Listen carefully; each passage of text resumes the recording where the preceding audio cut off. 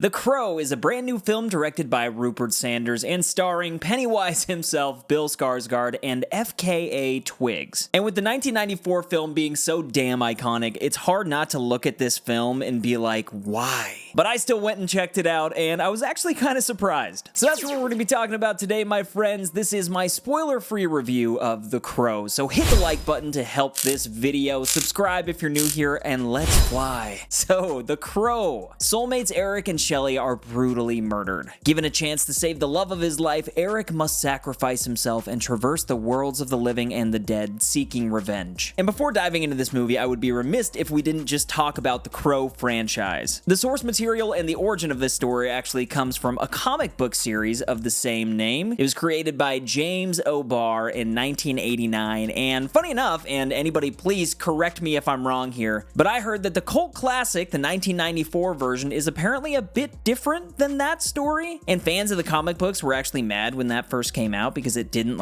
honor the source material or something like that. And so the big draw for this new film is apparently that's what they're trying to do. They're trying to honor those comic books, that comic book series. And honestly, I'm new to this whole thing. My wife and I actually sat down and we watched the 1994 film last week for the first time, and being a horror fan, I had heard the story of Brandon Lee and what happened on set. And so in my head, just all of these years, I felt like how tragic that was what made the film such a classic, and I didn't expect it to actually be great, but after watching it, I was like, dang dude, that was so great! We freaking loved it. It's grungy and it's campy, and I get it now. And I also will say, after watching it, it piqued my interest a bit more heading into this new film. Because before that, honestly, based off of the marketing, I wasn't that excited. I'm a Bill Skarsgård fan, I really am, so I was hoping for the best, but prepping for the worst, sort of a thing. But now I have seen it, and I'll be damned, man, it actually was kind of good. Better than I was anticipating, at least. This film does stand on its own in a very clear way, and it separates itself from what comes before,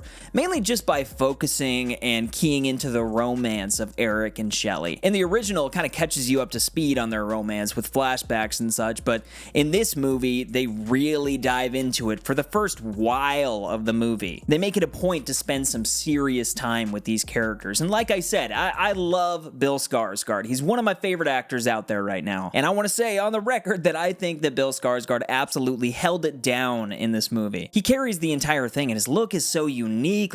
He just did a really good job embodying the Crow, embodying this character. He got a bunch of tattoos, and I can easily see people out there just making fun of that and comparing it to Jared Leto's Joker or something like that. As for me, I dug it. I thought it was really cool. It was a vibe. But then on the other side of things, we have FKA Twigs. And I didn't know who this girl was before watching this movie. I'm not familiar with her, her art, her music, or anything like that.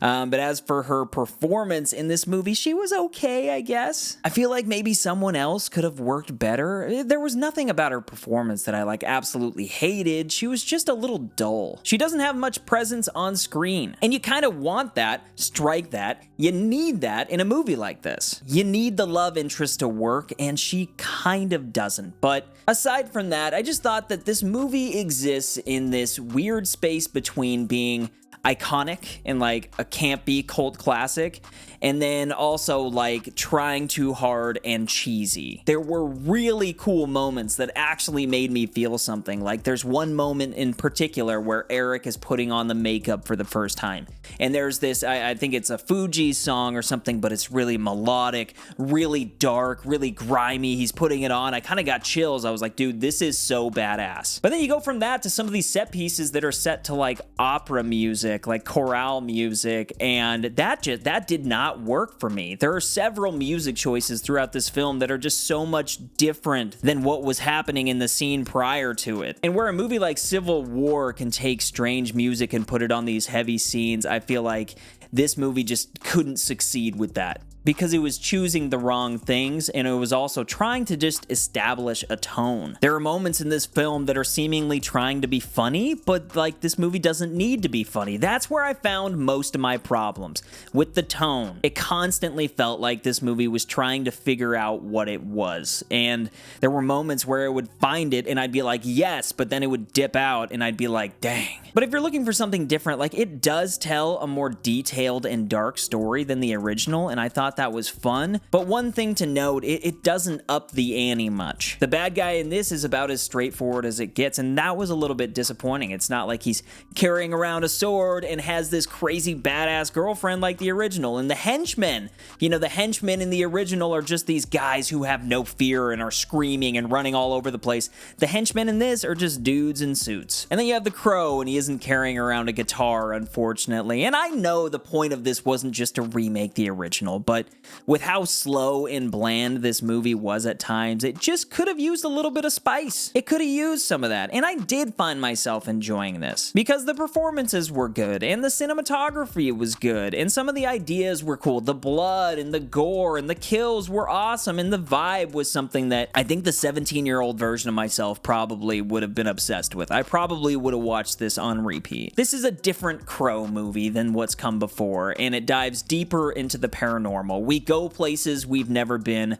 We're in a new setting with different styles and different music, but all the while we're watching the same old crow fly. And with this movie dealing with the afterlife and the space in between, I did find myself almost tearing up at a certain point because I thought about Brandon Lee. And as cliche as that might sound, like just comparing it to the original and knowing that he's there and he might be like watching over this movie, them telling this, or watching over Bill Skarsgård. I don't know. I was like, oh man, that's just something to think about. But in terms of expectations for The Crow 2024, it exceeded what I was anticipating going in. It has moments where it really shines.